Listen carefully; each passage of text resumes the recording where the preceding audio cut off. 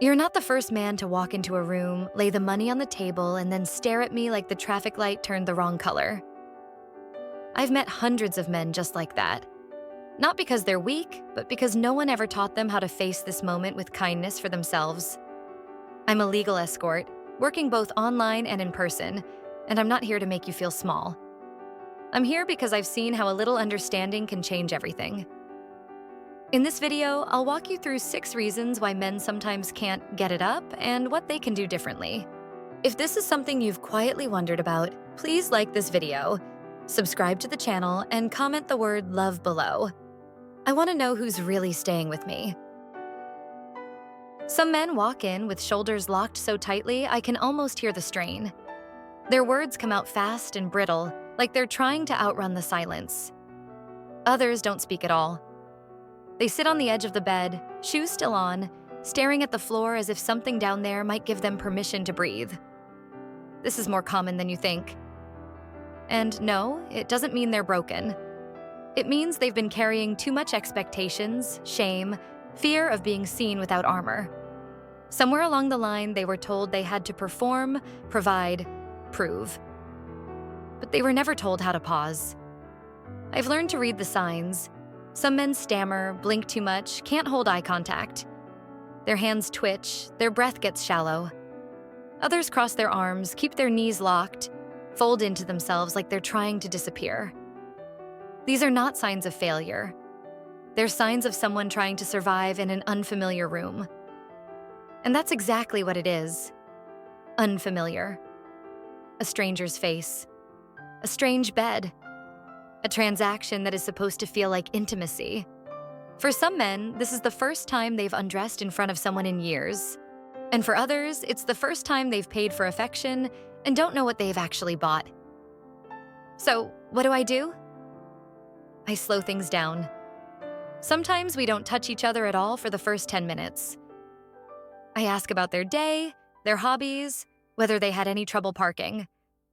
I might make tea if the vibe calls for it. And sometimes I do nothing but sit beside them on the couch, legs crossed, giving them space to remember they're human. Other times they need direction, clear, repeated instructions. Let's sit here together. You can put your coat down. Would you like me to sit closer? Not because they're stupid, but because anxiety blurs everything. Even a simple question like, "Can I hug you?" can feel like a lifeline when the mind is racing and the body's frozen. If they nod, I give them the kind of hug that says nothing is expected of them. A slow, grounding hug, not the kind that leads to something, but the kind that helps them land in their own skin again. Sometimes I'll gently ask, "Would a shoulder rub feel good?" And only proceed if they say yes. When someone's nervous, consent isn't just ethical, it's clarifying. But not every man wants to talk. For some, talking makes it worse. Words create more panic, more space to overthink. In those cases, I move gently but swiftly, straight to the shower, straight to a touch, straight to whatever gets them out of their heads and into the present moment. Some just need distraction. For them, a little playfulness does more than any pep talk ever could. You see, nervousness isn't a flaw. It's a sign of longing that hasn't found a home yet. And when a man's body doesn't respond the way he hopes, it's rarely about the body itself. It's about fear. Fear of not being enough. Fear of being seen. Fear that the moment will reveal something he hasn't dared admit. So, if that's ever been you sitting at the edge of a bed, wondering why your body won't cooperate, know this: you're not broken. You're just waiting to exhale. And someone kind, someone patient can help you do just that. Some men walk into the room like they're entering a negotiation. Their posture says control. Their voice is clipped. Their words are minimal.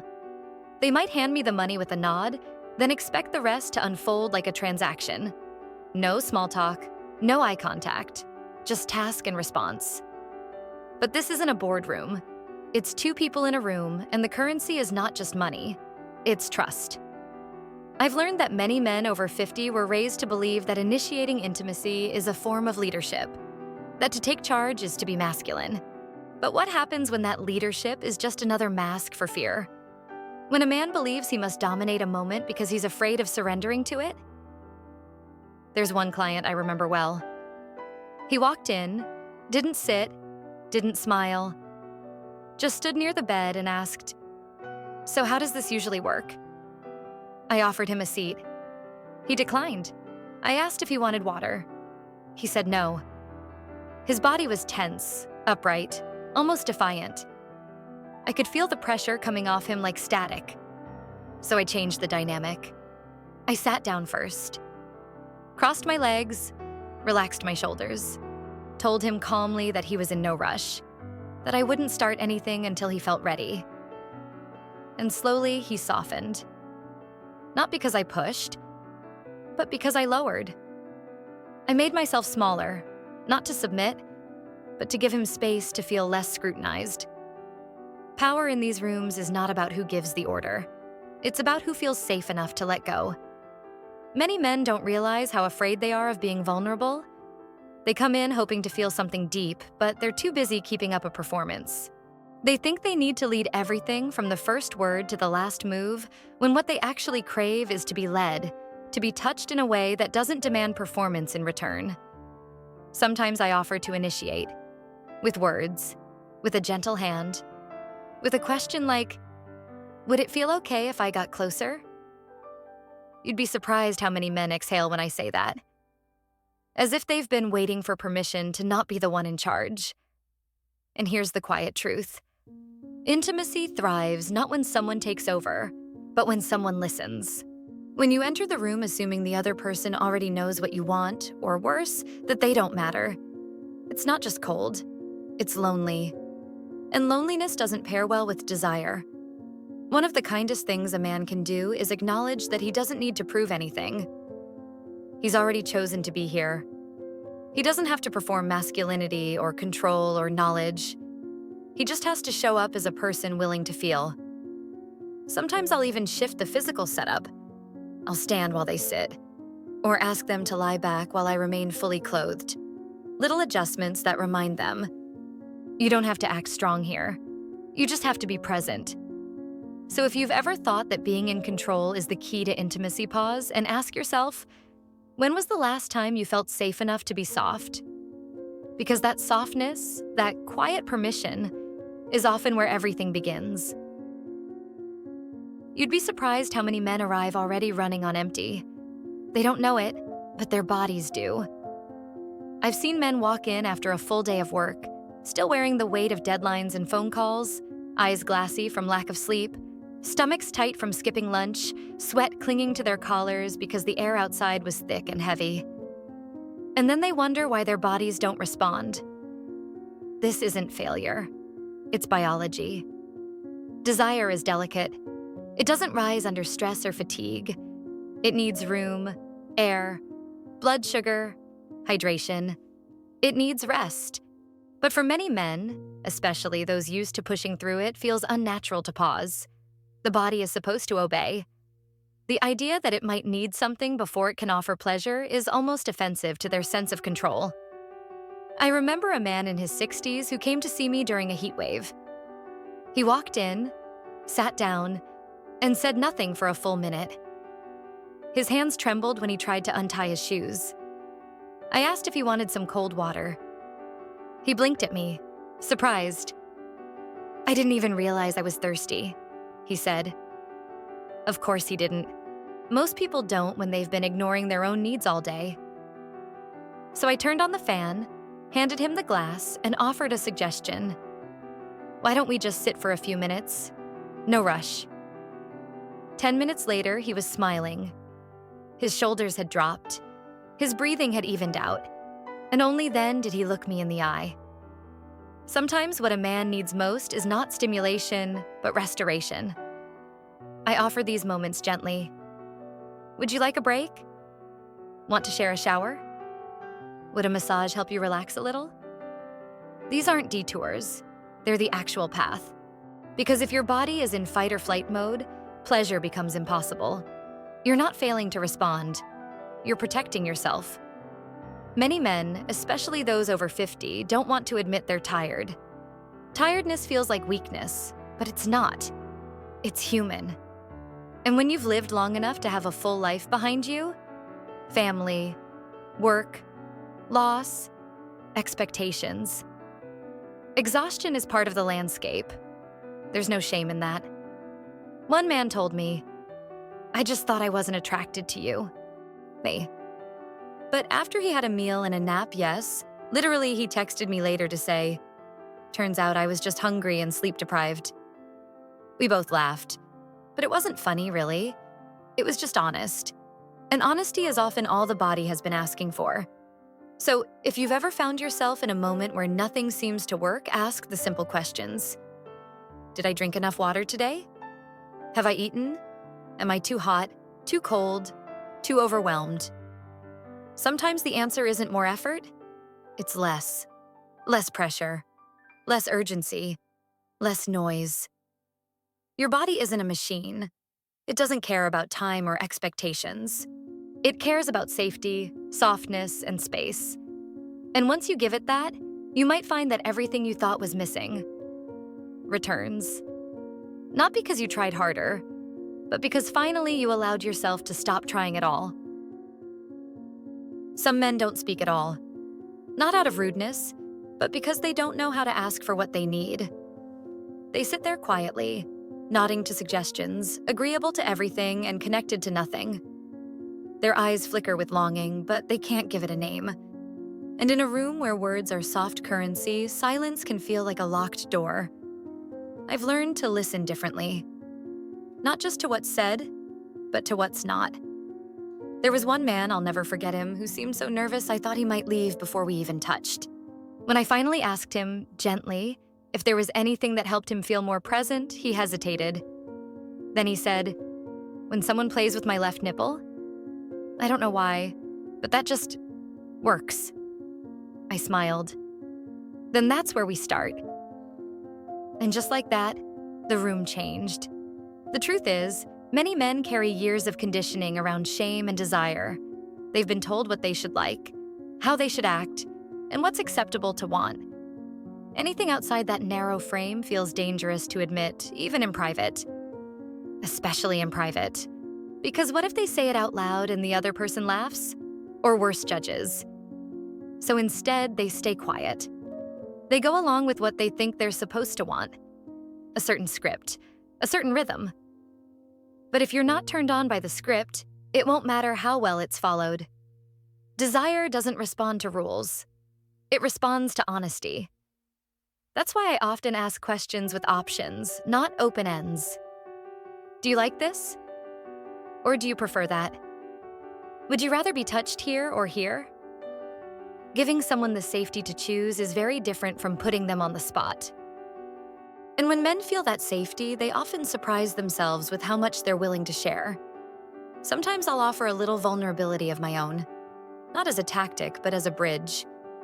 I might say, "You know, I really love being kissed behind the knee." Something small, unexpected, a little bit weird. But it tells them, this is a place where nothing needs to be hidden. Your preferences don't make you strange. They make you knowable.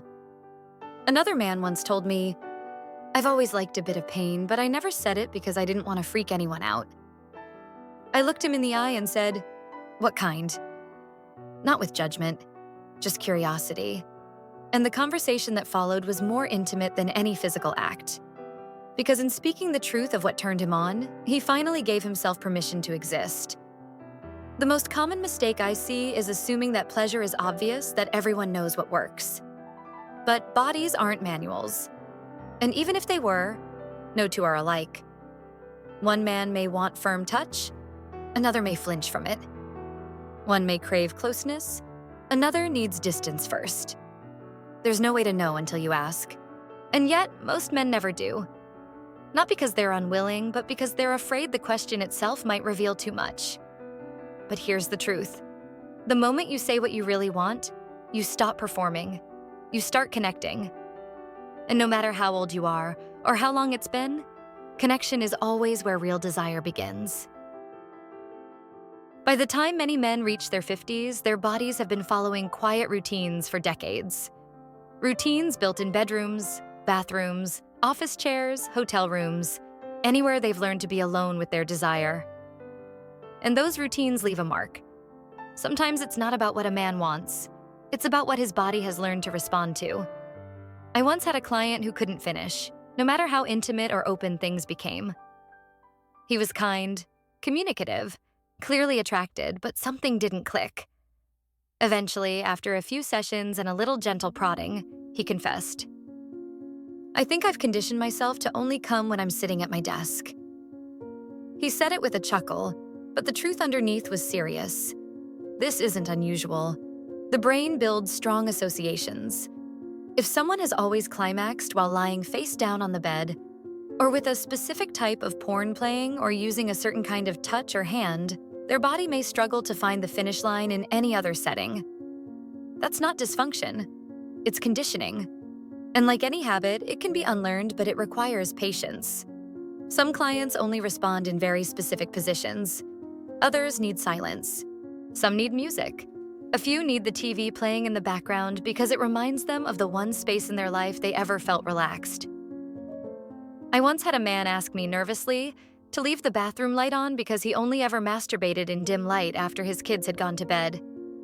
He needed that atmosphere subconsciously to feel safe enough to let go. So I began asking different questions. Not just, "What do you want tonight?" but "What do you usually do when you're alone?" And when they answered honestly, I could see the shift. Understanding your own wiring isn't embarrassing, it's empowering. And when someone says, "I can only finish with my own hand," I don't see that as defeat.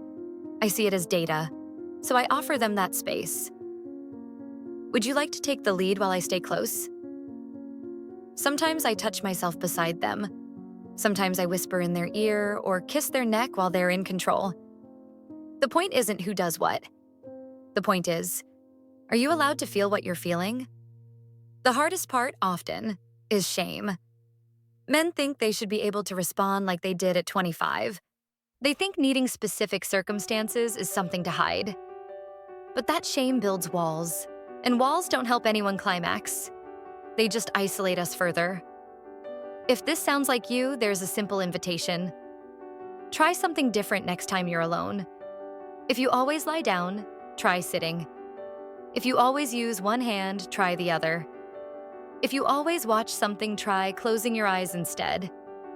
Even tiny variations can start to unstick the pattern and bring a little curiosity back into your own pleasure.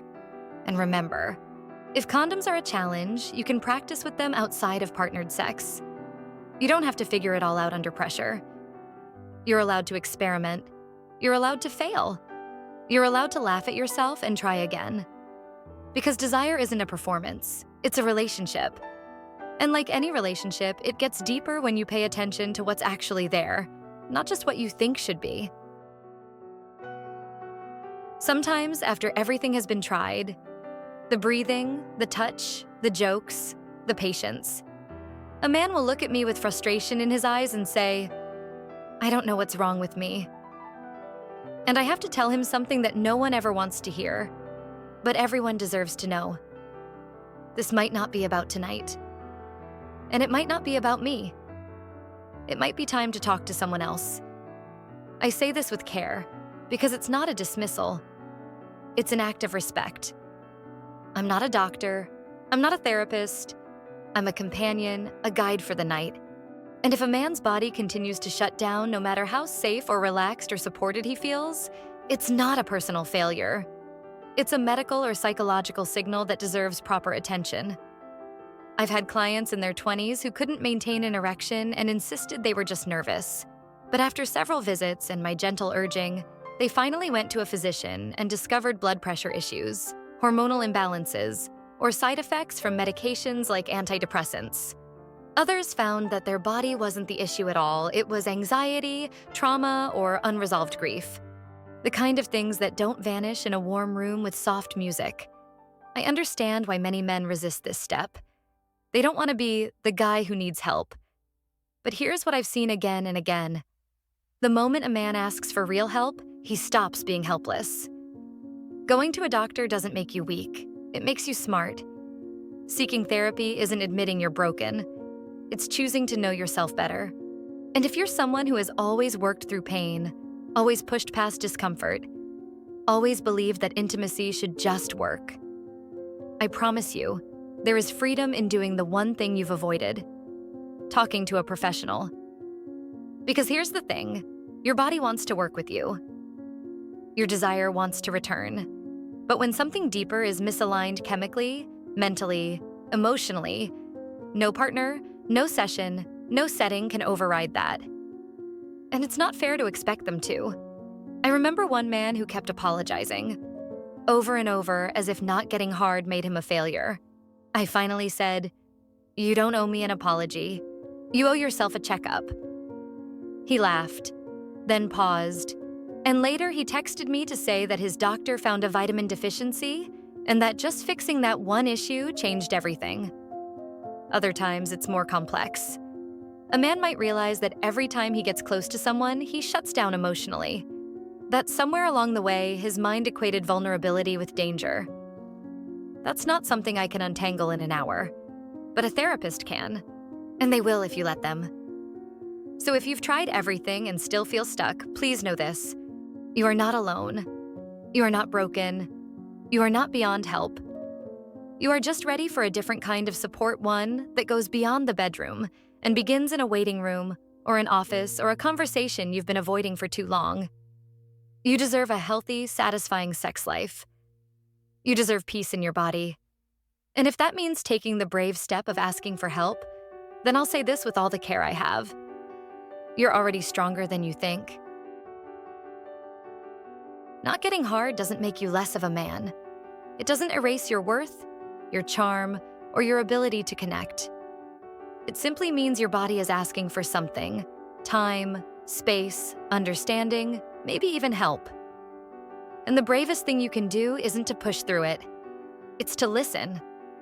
I've sat beside men in moments when they felt defeated, ashamed, even angry with themselves. But I've also seen what happens when they stop performing and start being present. When they trade pressure for curiosity, shame for honesty, and control for care. That's when things begin to shift. That's when pleasure finds its way back in. Not as a goal, but as a natural outcome of feeling seen. You don't need to fix yourself to be worthy of closeness. You just need to show up with your questions, your awkwardness, your hope, and let someone meet you where you are. Whether that's with me, someone else, or just within yourself. If this story gave you even a moment to breathe deeper, to see yourself with more kindness, please like this video, subscribe to the channel, and comment the word love below. You're not alone in this, and you might be exactly what someone else needed to hear today.